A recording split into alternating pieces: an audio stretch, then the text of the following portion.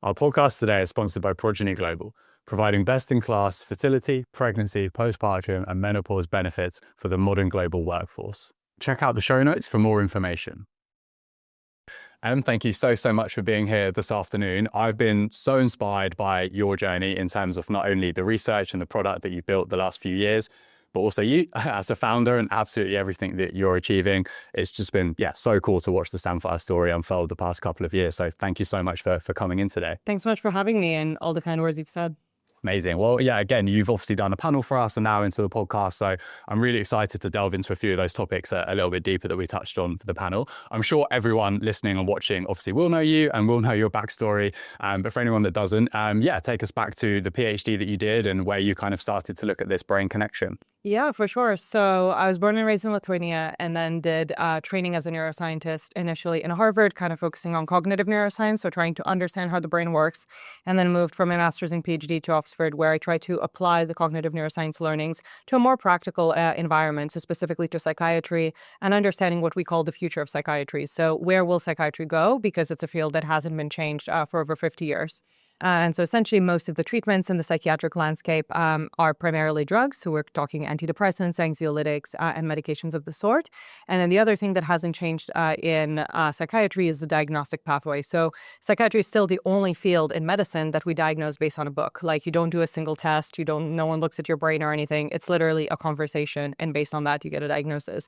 So I thought that this was really a space that needed to change based on everything we had learned about the brain since and how we could potentially improve it.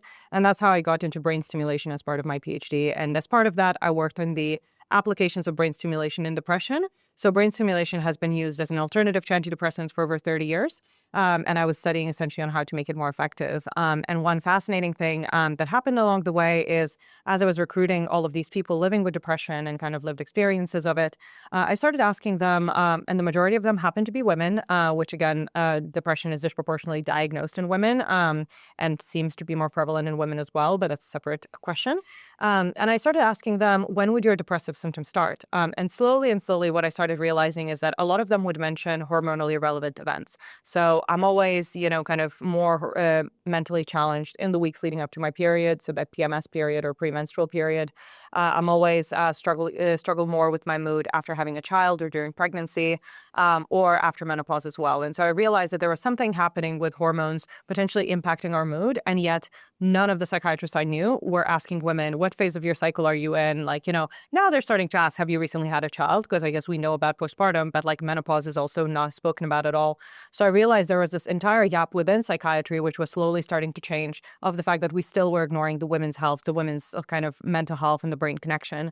And so that's where 4.5 years ago, co-founded Samphire with a mission of taking the technology that we know, so neurotechnology, and bringing it to women and helping them with these kind of brain and hormone interactions and building real solutions. One of the solutions I have with me here today, which is Nettle, a brain stimulation headband that's a Class 2A medical device, fully certified across Europe and the UK for the management of pain and mood symptoms associated with periods. Also available in NHS trusts, and we now use it for lots of people with PMDD and endometriosis as well. So cool. There's so much I want to unpack. I would honestly absolutely love to do a follow-up episode of you at some point in the future, just really deeply unpacking the brain rest of the body connection in terms of conditions and how we experience pain, because that is a worthy conversation in of itself. But just to set the scene a little bit more for Nettle and your work, tell us a little bit about the brain, and maybe let's use endometriosis as that example, since we're still in Endometriosis Awareness Month, but also obviously PMDD and menopause. So feel free to explain that brain-body connection. Yeah, for sure. So essentially, oftentimes when we think about women's health, the first thing we think about is probably hormones. And the second thing we think about is kind of that uterine area. So ovaries, uterus, and even a lot of women don't know a lot more detail beyond that kind of thing. And so the brain is often forgotten. But I think there are two key things that anyone can understand and should remember about this connection. So one is that the brain is the control center for hormones, which means literally nothing in the body happens unless the brain gave a signal for it to happen. So every single month, let's say you need to menstruate, the signal for menstruation is given by hormones. So specifically, we're talking estrogen, progesterone, LH, and FSH hormones. But whether we are releasing those hormones or not, and how much of that hormone is released, is decided by the brain. It's something called the hypothalamic pituitary hypogonadal axis, or the HPG axis, and it essentially governs the fact that the brain is always the control center for how many hormones are released, which means if you do have a dysregulation of hormones for whatever reason, say PCOS is a very common case of that, it means that the brain is either not receiving a signal from the hormones or not giving the signal for hormones to be produced. So whatever hormonal issue you have, the brain will be somewhere in that story as well. And I think that's a key thing to remember that will be applicable to anyone struggling with hormonal related conditions. And then the other thing that you should remember is kind of that everything that is related to perception, and trust me, I know I sound biased because I'm a neuroscientist, but like everything related to perception is in the brain. So even things like when it comes to mood, everybody is kind of okay accepting that mood is in the brain, no longer in the heart, which we're taught as kids. But oftentimes people struggle understanding that pain also exists in the brain. What do I mean by that? And I don't mean it in a way of like, oh, it's all in your head, it doesn't matter, therefore, actually it's in your head, therefore it matters. And so, for example, is that if I touch something very sharp and feel pain at my finger, the feeling of pain only exists in my brain, in the sense that, yes, there is a local pinprick, like essentially that's creating that sensation that is being transferred with my nerves into my body. But the fact that I describe it as pain as opposed to a touch or a pressure point or something else is fully cognitively made. So again, two things. The brain controls kind of all of our hormonal systems, and two, all of our sensations are created in the brain. If you understand that, it actually starts sounding shocking of the fact that we didn't look at the brain when it comes to women's health. And you asked me about the example of like endometriosis. Obviously something that is, one, hormonally related in the sense that like a lot of symptoms manifest themselves around the menstrual cycle, and two, is that a very common symptom of endometriosis is chronic pelvic pain, which obviously is a form of pain and therefore related to pain perception. And so, obviously there could be hours of content around this, but when we speak about pain and endometriosis at any type of chronic condition, we need to understand that pain exists at three main levels. So essentially there's the local pain, so the pain at the level where pain happens. So in my pinprick example, that would be at the finger. In the case of endometriosis, that would be wherever the uterine lesions are, or if they're outside of the uterus as well. So that's local pain, which we call nociceptive pain. So pain at the local area. Then we have peripheral pain. So those would be all symptoms in the area around it, which is usually a progression of the pain development. So in the case of endometriosis, if you only have kind of cyclical pain that happens in the area where lesions occur, you know that you only have nociceptive pain.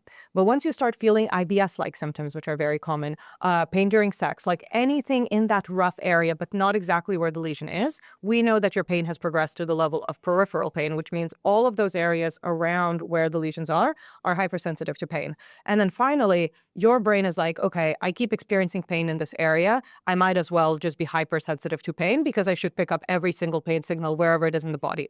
That's how we develop the third level of pain, which is central pain sensitization, which means your brain is primed to receive anything that's happening in your body. Even me touching, I'm being facetious, but even a thing that before would have been non-painful, like touching a bottle, becomes perceived as a pain signal. So that's central pain sensitization, and it's responsible for all the symptoms that, for example, people with endo or other chronic pain conditions would have, which do not seem to be directly related to the location. So, for example, symptoms of fatigue in endometriosis, symptoms of radiating pain, leg pain, or whatever weird types of pain people might have are usually an example that the pain has progressed beyond that.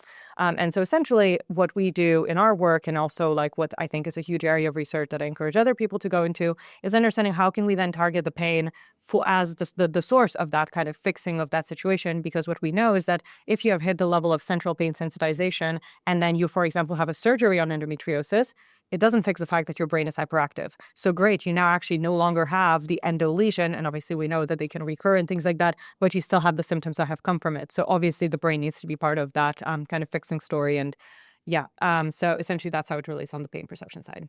Do you know how I first started noticing that with clients that had endo is there's a lot of movements in the gym that shouldn't cause pain, but did, even if they weren't in pain at that moment in time, e.g. things like box jumps, burpees, med ball slams, so just catching balls, landing on boxes, things that shouldn't cause pain to them in theory. They weren't on their period, they weren't having an actual flare-up, but they were just very, very sensitive to it. And I started noticing that in clients that had endo. Yeah, so curious question about that, because now that I've worked with lots of people with a wide variety of reproductive conditions, one of the things we've noticed is that a lot of people with endo will also have overlapping conditions. Obviously, very commonly adeno, but another one is EDS as well. I wonder if you notice that connection as well in your work, like especially the EDS bit, because that could inform like exercise. Yeah. I had so many female clients in hindsight that had EDS and other hypermobility related conditions, autoimmune conditions. I didn't learn enough about them until I was way later. In hindsight, I'm now seeing a lot of that. I mean, it's all a very recent conversation, and it already sounds like you were ahead of the curve in noticing it anyway. So, yeah. A little bit, but yeah, the amount I've learned in the last 3 years since I stopped coaching is quite frustrating, and I'm actually really excited to maybe go back to a little bit of that. But yes, in hindsight, exactly what you've just said there as well. Is it even just even just the endo? Yeah.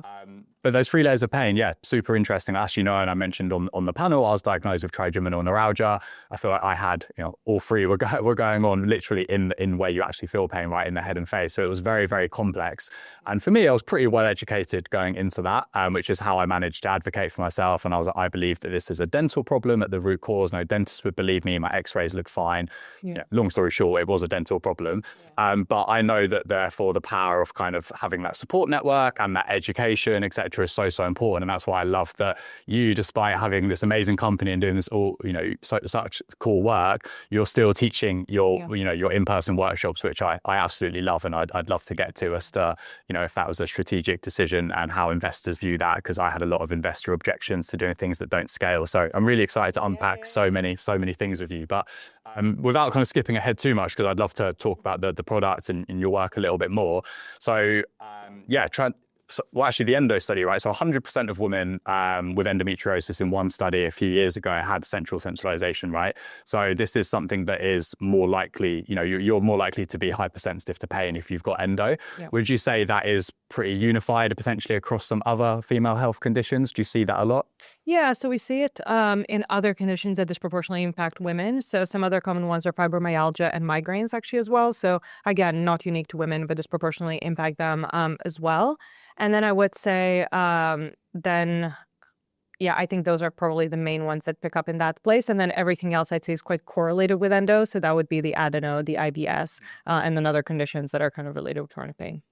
Amazing. And transcranial technology has recently been approved by the FDA, right, to treat mild depression in America. So I imagine that's really exciting for you. That sets a bit of a precedent. How has that potentially changed, your future go-to-market strategy or fundraise narrative, or has it not? Were you kind of banking on that happening anyway, or has that kind of helped at all? Yeah, I mean, this is one of the scenarios where the context that you come from really matters. So, I've been in neurotechnology now for, 5, 6, 7 years or so. And so to me, it was just so clear that there's 30 years of evidence in the space. It is so clear that neurotechnology has pretty much no side effects compared to any other alternative on the market, even compared to antidepressants. And its efficacy rate is comparable, if not better, for the vast majority of people. So it felt to me that it was very straightforward that this would be the future. And I think sometimes when you're so deep in the field, you don't see why people wouldn't see it that same way. And as part of that, and this actually relates to your earlier question, that's why education and advocacy is so important, because films like and books like One Flew Over Cuckoo's Nest and whatever have made people really scared of any type of brain technology. And now I think with Neuralink and Elon Musk, like a lot of people have described capabilities of neurotechnology that is not necessarily capable of doing and don't differentiate between read and write technology. So are you able to influence brain activity for therapeutic purposes, or are you reading your mind and therefore, kind of mind controlling? All of which are actually fair questions for people who have not spent a lot of time in the field. And actually, as part of my education activities, I'm part of these workshops with the ICOs, so the Information Commissioner's officers here in the UK, who are trying to decide what the legislation should be on neurotechnology. And so they invite citizen jury kind of members, so people from the community, like anyone with any background, to learn more about neurotechnology and then decide, is this acceptable or not for us as a society to help decide these things. And so I contribute in terms of being able to offer primarily my expert opinion on those areas, but also how we apply them at Samphire. And that was really educational for me, because even though I felt like, it's inevitable that we would move to neurotechnology, especially non-invasive neurotechnology as the future across psychiatry, but also for women's health, because it's so safe, so effective to use at home. I think I didn't realize a lot of the fair objections, that a lot of people didn't understand that, when we stimulate the brain, it is purely for therapeutic purposes. We're not reading your brain. We're not collecting that data. We're not using it against you. And, we need to be clear and transparent about that. And, ongoingly have a responsibility as a company to do that, and to also educate people around us that that's how we use data. And so I think, anyone who was concerned about this technology not seeing the light of day probably came from those perspectives of just not having enough context of what different types of technology are. And it's our duty to fill that gap. I love that. I'm really excited to get into trust and data with you. And I think you've set the scene amazingly there. So thank you. I'd love to just go back to kind of the early days of Samphire. I think you said 4 or 5 years that it's been? Yeah, 21. Yeah, so cool. Yeah, amazing. That's flown by. A really big part of, the podcast, as you know, is we're really trying to take founders who are doing absolutely incredible things and go back to those early days and explore kind of in the first 6, 12, 18 months, how did you start? And I know that's a super vague question. But obviously there really is no blueprint to probably starting any company. But, I'd argue in like B2B SaaS or some other areas, there's absolutely a bit of a playbook. With women's health, as obviously you'll appreciate better than me, there are so many systemic challenges and barriers that there really is no blueprint. Everyone has a very unique version of that story. So again, I know it's a bit of a vague entry point, but I'd absolutely love you to take us back to those first 6, 12, even 18 months in terms of the idea, the product development, the research, the funding, the team, and yeah, would love to hear more. Yeah, for sure. So I think the key things around that time, so this was late 21, so after, I guess, the like main peak of the bubble when there were just like a lot of companies being founded, and also at the very early stages of femtech or women's health as a field, and things like that. And I think I'll kind of focus on a couple of key moments that I think illustrate that journey well. So I think when we first started, where really it came from is that I had some symptoms and then, kind of realized that there could be something done here based on all the research that I've been doing in depression and with brain stimulation technology. And the first question was, would enough people think that this is a problem? Because we started and our first entry point was PMS and menstrual pain. And I'm like, PMS and menstrual pain has existed for literally ages. And surely if people needed a solution, like if this was enough of a problem, there would be a solution there. And in fact, my co-founder is male, and that's what he said. He's like, if every woman goes through a period, 90% of them experience the symptom and over 50% of them experience it enough to impact their everyday life. He's like, if a man experienced it, this would be a solved problem. Therefore, it must not be a problem. And I was like, that's an interesting hypothesis because I feel like this is a problem, but I don't know. I'm just one woman and know my friend's experience, but it's true that there's no solution. So the way we tested it is we literally rigged up a very primitive prototype of neurotechnology based on everything I knew. We were at Oxford in the time, and so we went to the business school there. We went to the cafe in the business school, and we literally printed 20 papers showing that the technology was safe. And then we had this rigged up thing with like electrodes, like we're talking like sponges that I would manually assemble on people's heads. And we're talking like a blue and yellow level sponge.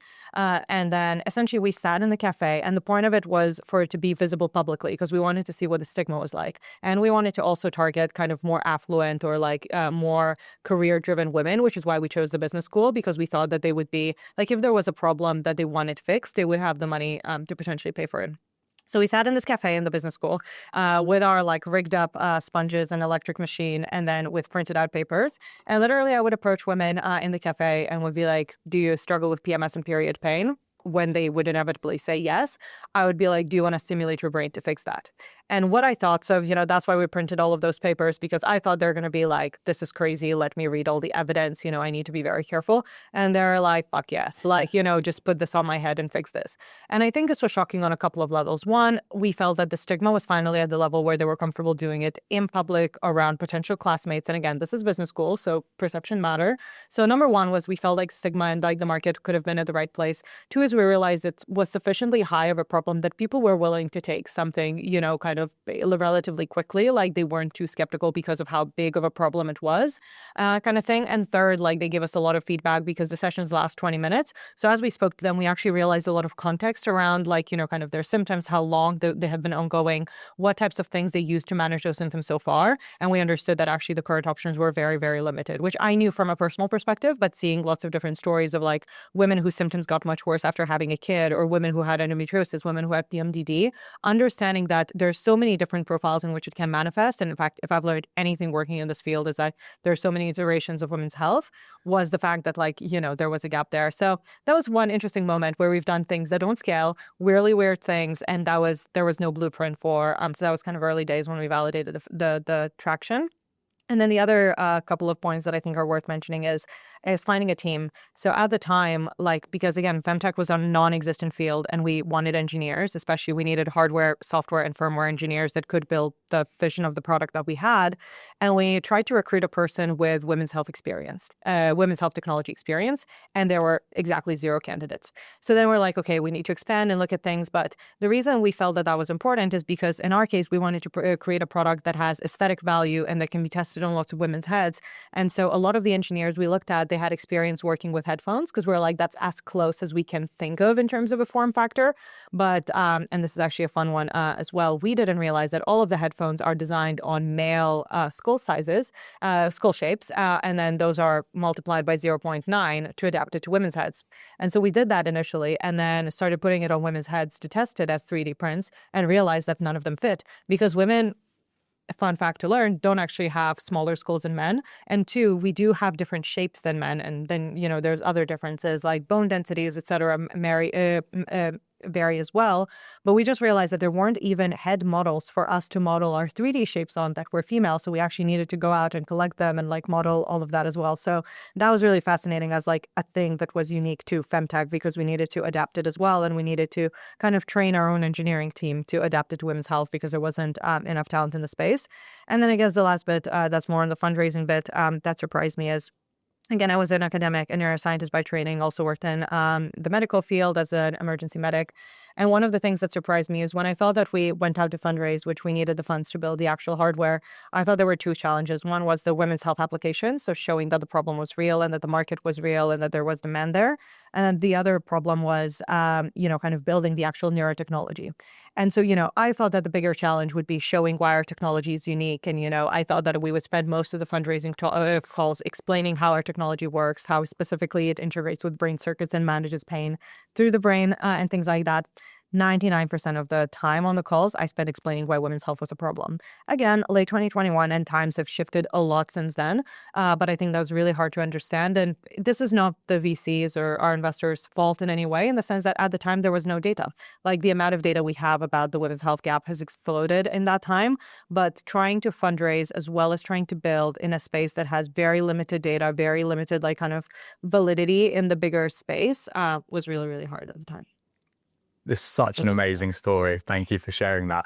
I absolutely love hearing how people started, whether it's Valentina being like, yeah, I was just standing in the aisles of Planet Organic, staring at people as they buy tampons and then asking them questions, or Elenia with her spreadsheet tracking birth control. It's amazing to hear. I think that everyone that builds in women's health has these very grand visions, right? And often if they're looking for entry points to the community and education, they often kind of find these VC narratives and panels, and they often kind of feel like they have very big visions that need to be executed from day one. So I think just going back to how people, you know, first started is really, really inspiring. So yeah, thank you so much for lots of funny stories to reflect on.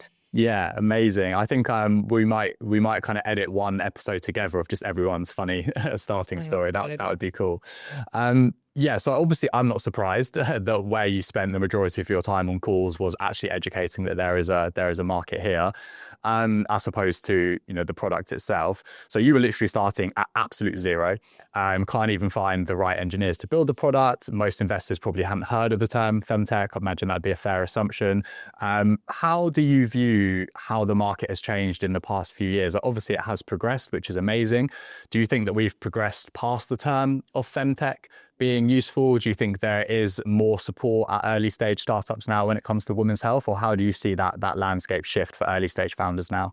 Yeah, so I sit in the camp of the fact that I think femtech is no longer as helpful as a category as it once was when it was so small, in the sense that I think it's amazing where women's health research has gone in the last 5 years, as well as innovation in the women's health space has gone. And I think it's transformative, like in the sense that creating a company now is very different. I mean, obviously a lot of it is AI enabled as well, but I think the combination of that with better data sets, with more attention and more awareness is really important. And yeah, more market maturation is really important as well. When it comes to the word femtech, I always found it a little bit unhelpful practically. I'm very happy with what it stands for from like an advocacy standpoint and raising awareness standpoint. So like, you know, very, very happy with that.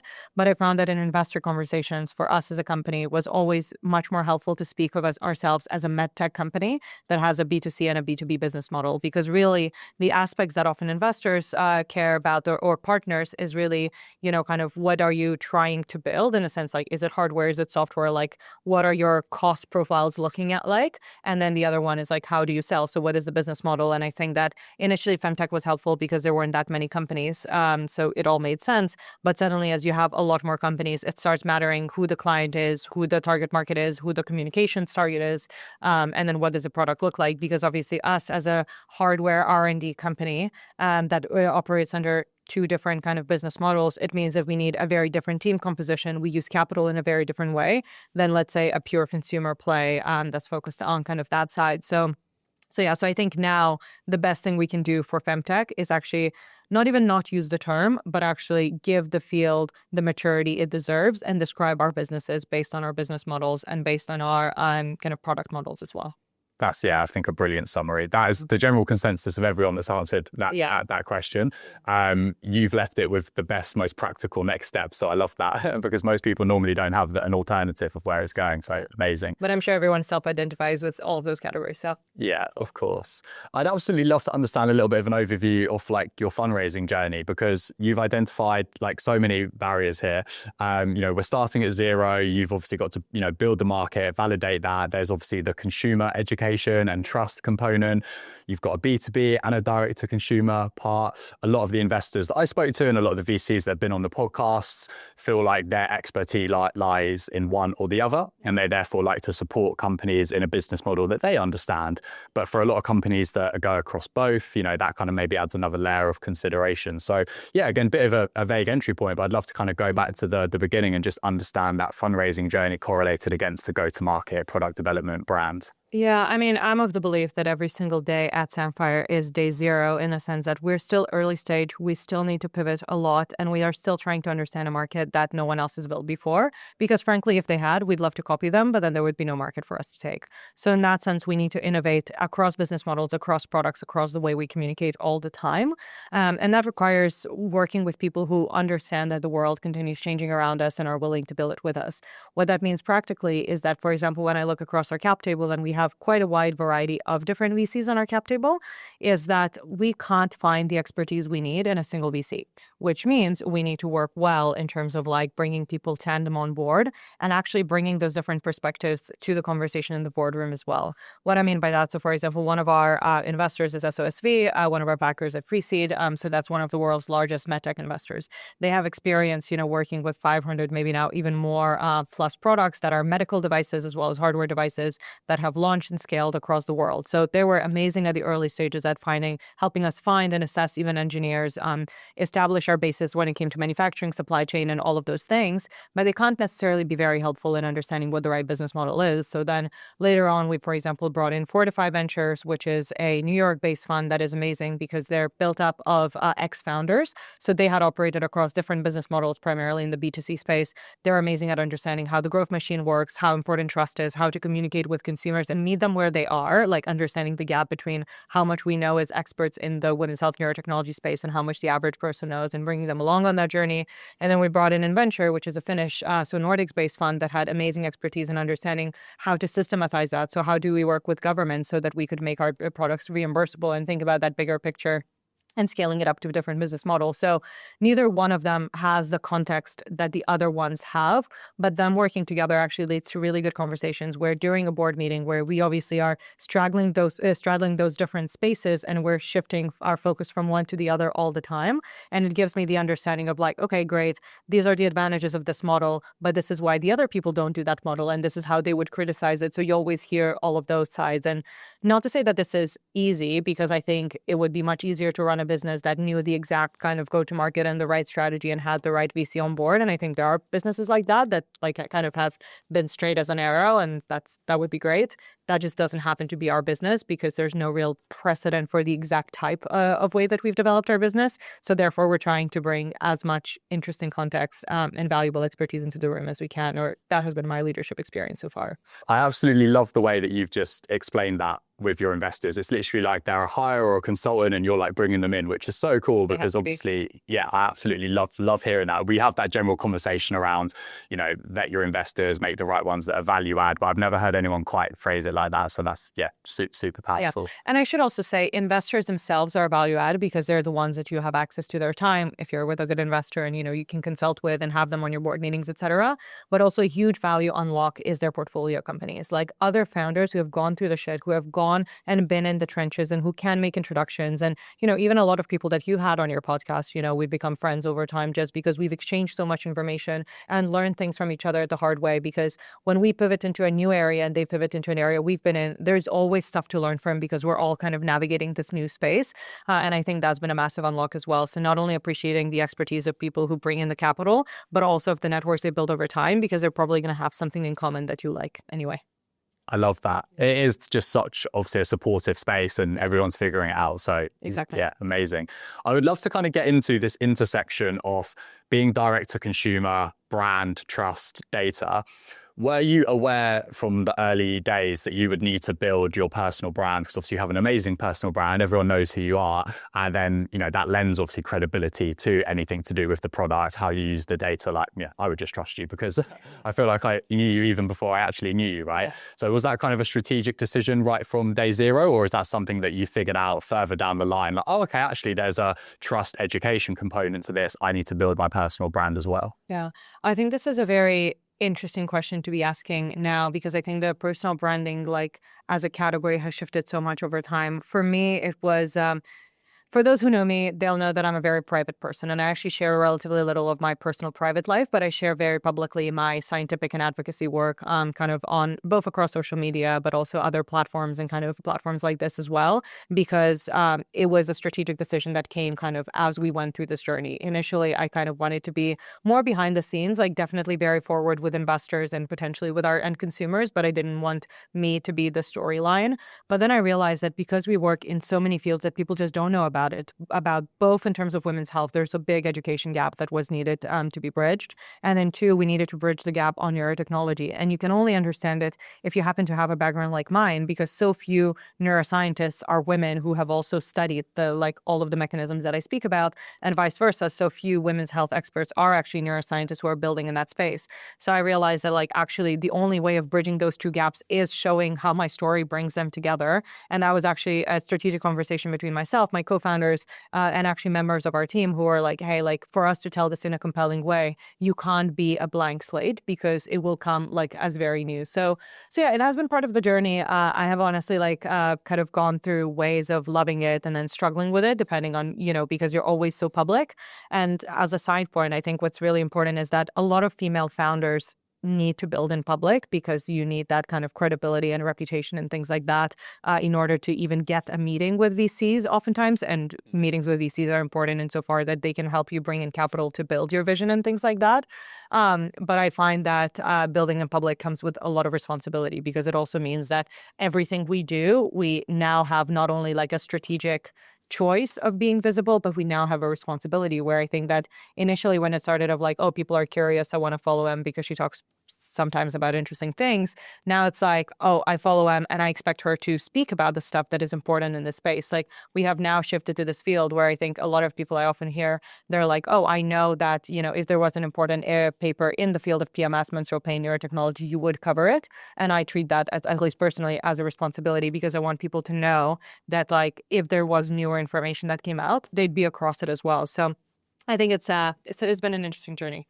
I know this isn't something I said I was going to ask you, so we can cut this out, but without going into any personal information, but just in terms of actually, managing that balance, I'd be really curious to hear your thoughts, because I'm the same. I'm someone that never wanted to be on social media or share the journey, but you very quickly realize that whether it's the many systemic challenges that women face, or whether it's the education piece, or whether it's the male allyship angle of making sure that hopefully this space knows that I'm here for the right reasons. There's so many different versions of why you might need to kind of share that founder journey. So I did that. We had bi-weekly YouTube vlogs and all these other things that we did, and I've always hated it. Yeah. So I think there's a lot of people that are in that boat. They feel like they need to always be on, and they're visible, and they're maybe giving access to part of them. So yeah, how do you manage that, if you don't mind me asking? Yeah, no, of course. I think one is that I have an incredibly supportive team of people behind me who are all very kind of mission-led. And oftentimes, we identify all together oh, this is an interesting angle to speak about that, we got a question during one of our talks about, or this new paper came out, or this new policy came out and we should talk about it. So I have always seen both my profile and that of a company as incredibly collaborative, which really helps, because when when you start thinking about it as being your own life, it's you as a person, I think it's much higher stakes than me being like, I'm a spokesperson and everything that I say on my personal accounts is my personal opinion. Like, it's not necessarily the opinion of the company. And I will kind of twist things in a way that I don't necessarily think would be appropriate for the company, but are appropriate to who I am as a person.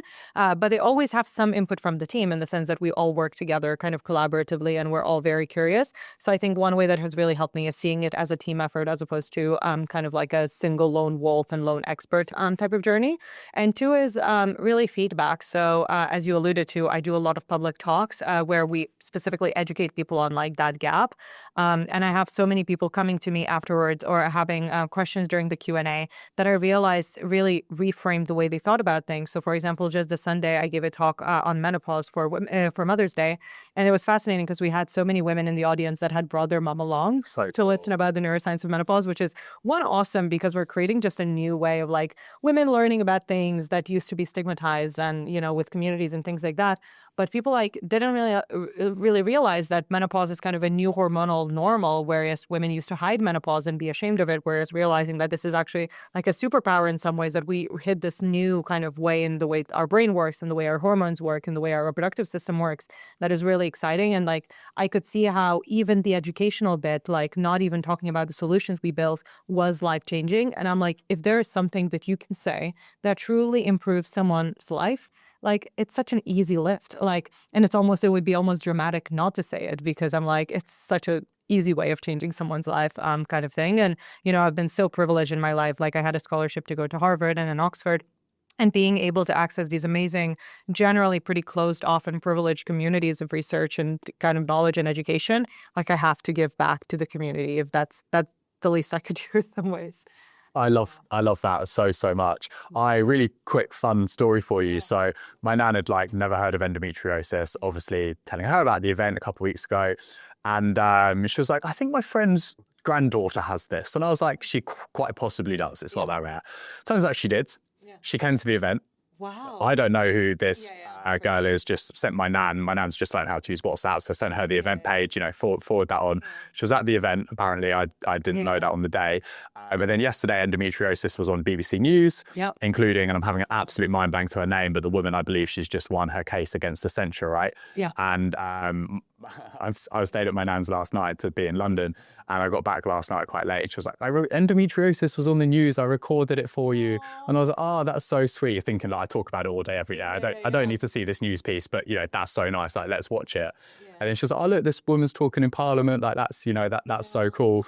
And I was like, I was actually in Parliament that day with her. I know who that is. And my nan just looked at me and was like, why the bloody hell did they invite you to Parliament? And I was like, it's so funny. You have no clue what I do, but you now know what endometriosis is because of having those conversations. So like, yeah, it's, you know. And seems these conversations are probably such a high profile, like the Parliament. Like, you know, it's oftentimes these things where you feel like you're doing something very niche. But I was talking to someone about doing that consultation with the Information Commissioner's Office and things like that. And people are like, oh, I always thought that you work in such a niche space for things. And I'm like, no. But like how we regulate neurotechnology should concern all of us. And like we should be talking about it, and we should be like kind of giving context. And so I think sometimes that's where, like, for example, you even doing this podcast and so many people who give platforms to those conversations matter so much, because when they start getting credibility or traction, that's when people start paying attention as well. And that's when, you know, someone might get a diagnosis of endo, which like they might have not heard about before. So yeah. Yeah, no, I love that. The reason I'm so passionate about endo in particular is I've had 8 female clients go on to get diagnosed with it who'd never heard of the condition. Yeah. They were just told by your GP, this is completely normal. And it was only as a result of my onboarding process and that advocacy and that education that they got it diagnosed. That's happened more than 8 times,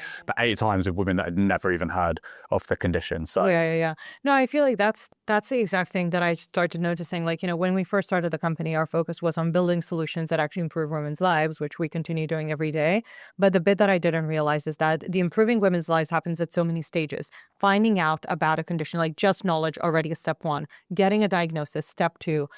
Finding a solution is step 3. Finding a community around the condition, step 4. There's so many ways in which we can make someone's life easier with whatever condition. And I'm like, so many of them are pretty low lifts. You know what I mean? So we should do it. Yeah, I love that. I've had to really go through that process myself because I always wanted to build a really cool company. Like we built a large language model. It was 18 months with technical, medical co-founders and PhDs on the team. Like it was really cool to feel like I was building something. Yeah. And then when you lose that, and you're like, oh, we're just a podcast and events and community, it was like, I hate to say it, but it felt quite underwhelming. And then I had to remind myself, or Dr. Helen indirectly reminded me, that out of 600,000 women that they surveyed, 42% of them didn't know when their fertile window was, despite trying to conceive for 12 months. That is a very interesting stat. Yeah, that's pretty shocking. Yeah, like worrying. Yeah, like crazy. Worrying, but I deal all the time with people, and where kind of I have gone to is that you need to just be very kind to the fact that like it's always a systemic issue, and that's why our work is so important, because of how far behind we are. And I think what's fascinating about the work you do as a male ally, as well as how many male co-founders I know in the kind of women's health space, is that women's health is also general health and men's health is also general health. And we should just all be a little bit more aware of our bodies. I actually find that it's insane that most women menstruate every single month. And even I'm a neuroscientist and everything. And like a scientist by training with biology, I couldn't have told you what hormones even, like I knew estrogen and progesterone, but what exactly governs what when, I had no idea until I was a proper adult, you know, kind of way past like all the school elements. And that feels pretty straightforward if I'm about to take hormonal contraceptives. Like surely I should know what they do on my body, or at least a little bit. So I don't know. Yeah. Tricky. Yes. Yeah, it is. But yeah, that's kind of what really brought me back to like, oh, actually, there is a lot of value that can still be done in terms of that intersection of education, advocacy, support, etc. Sure. I would love to. I mean, I've booked on to come to 2 and not been able to make it to London. I'm really sorry. I don't live in London. Next time, but I have a recording. Amazing. I absolutely love all the information as accessible as we can. Yeah, I absolutely love that. And I know you've touched on it already in terms of the accessibility piece and the education. What role has that kind of played from a fundraise perspective? Like have any of your investors kind of gone, we'd like to see you leveraging your time, you know, better. We don't want to see you creating in-person experiences. Do they like that intersection of you being tech and hardware and scale with in-person experiences? Or what's kind of been the consensus there? I'd say my general, and maybe the amazing thing about having the investors that we do have on board, which, you know, we made sure to pick the right people, is that they generally really support wherever we head into, as long as we can justify it well. So we've generally had a really strong relationship. I think there's 2 approaches. Like one, we do try to leverage my time in terms of making sure that we record the talks and make them accessible beyond what we can do physically. But I found the in-person experiences to be actually really high value, because I think they create a safer space where people say things that they wouldn't on a Zoom call, which we've also done, like kind of virtual real-time experiences and things like that. And the reason that's really important from a product development perspective is one thing that I alluded to is that we pivot all the time, which means we need to shift focus all the time. The only way you can be a truly great company, and you know that's my belief, is by being really deep and having unique expertise in an area. And our expertise are these neuroendocrine conditions and how the brain is impacted by, you know, kind of hormonal changes. So specifically pain and mood symptoms and stuff like that. So if we want to be experts on that, I need to always be at the edge of like, what are extremes of the female experiences, so that I know the entire scope and nothing comes as a surprise. And for example, I've done a couple of recent events and 2 people approached me, 2 independent people. One of them was in chemical menopause after cancer treatment. Actually, both of them were in chemical menopause after undergoing cancer treatments for different types of cancers. And one of them needs to supplement. So essentially, she's taking artificial progesterone and artificial estrogen to try to recreate her cycle. So she kind of has cycle-like symptoms that she wants to manage, but she's literally taking fake estrogen for the follicular phase and then fake progesterone to kind of try to even that out. And the other person is really menopausal and is experiencing all of the menopause symptoms and not taking any of those replacements, and it's actually hypersensitive to HRT. And so I'm like, actually, those are things they wouldn't say on a public call. Those are high-level professional women that are incredibly high-performing. These are very personal stories and things like that. But both of them walked me through, and one of them came to me after the talk on menopause, and the other one talked to me about her PMS symptoms. And I'm like, actually, medically, they're relatively similar profiles that have chosen to go on different journeys for one reason or another. And they have now shared these extremes of how they manage these symptoms, what the gaps are in that journey, so that if, for example, I need to talk about how brain stimulation applies post-menopause or post-chemical menopause, like how would you approach that? Now I have the experience of someone else. If we wanted to run a clinical trial, we have that expertise. And so while this might sound like a niche case, I need to always be at the forefront and make sure that I have the deepest experience of what our users are going through, what they care about, what the basic cases are and what the extreme cases are. And I frankly can't maintain that if I start leveraging my time too much. And that's the reason I will always want to stay close to our users, regardless of how big we get, because the moment we're too big for me to listen to an individual person's story and journey, we're not delivering on our mission because our product will deviate as well. I just really want to round off with like how amazing that is, because what you've done is take the in-person experience and actually highlight the importance of it in terms of being able to pivot and develop the product, and then actually taking that back into scale. And the reason why I love that so much is obviously I'm biased and projecting here a bit, but I really believe that the next wave of women's health companies will have to have a large focus on community in-person experiences from a trust and a defensibility standpoint.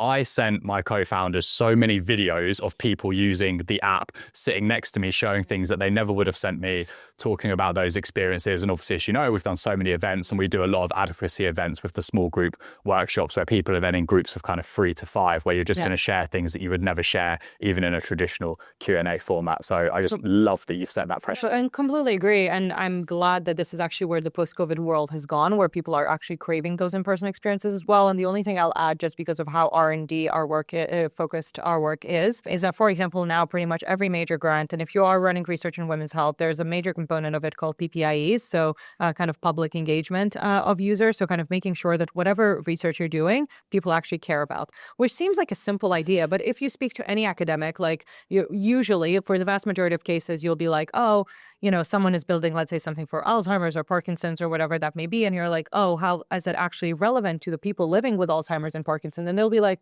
well, this is either so far away from being actually applicable, or is targeting some niche issue that isn't actually an issue. So it's actually relatively recent in research that we've actually demanded for people to come together. So PPIE, the way it's done is literally you bring in a focus group of people living with whatever condition is relevant to the research, and are like, great, we're asking this research question. Is this even the right question to ask? And the number of cases that have been in research settings where actually they finally got the people with the relevant condition in the room and are like, great, we're asking about the side effect in Parkinson's. That, yeah, it's like a side effect, but really like the main thing that the dad of someone with Parkinson's cares about is that he's going to give a toast in his daughter's wedding and doesn't want his hand to shake. That's what he cares about. Like, how do you perform in a high performance setting without, you know, kind of noticing that the condition, like, you know, it could be something as niche as that or whatever it may be. But I think it always highlights the problem that like research needs to be tied to what the actual outcome is translationally. And the way to do that is through these real world experiences, be that in the research setting, what we call PPIE, be that kind of public events, be that community events, because they highlight what the real problems are in a safe space where otherwise they wouldn't have come up.